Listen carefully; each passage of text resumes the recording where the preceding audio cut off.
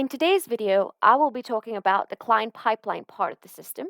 So for those of you who are not aware or who have never used the client pipeline, it's a very powerful sales tool which helps you keep a track of where your clients are in the sales process. So when you create a client, the client status has a lot to do with where the client will show up in your system. So if it's a prospect client, then they will show up in the pipeline. If it's a live client that you're currently working with, then they would automatically be added to live clients. And a dormant client is a client that you've worked with in the past. So these are the three stages in my client pipeline: initial contact, job agreed, tutor matched. Now, as you can see, if you've only had an initial contact with your client, then they show up under here. Now, if you and your client have agreed on a job, then you can move them across the pipeline to this stage.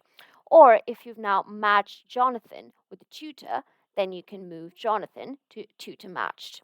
Now, let's say we have agreed on a job, the tutor has been matched, and you have now started giving lessons to Jonathan.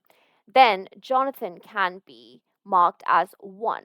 So when you mark a client as 1, they automatically move into live clients. So they will now become a live client, as you can see here. Now, another very interesting thing to note is that these stages can be customized by yourself by navigating to System, Settings, scrolling down to People and Activity. And on People and Activity, you have pipeline stages.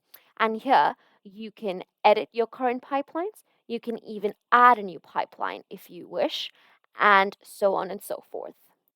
So this is basically how the client pipeline stage works on TutorCruncher.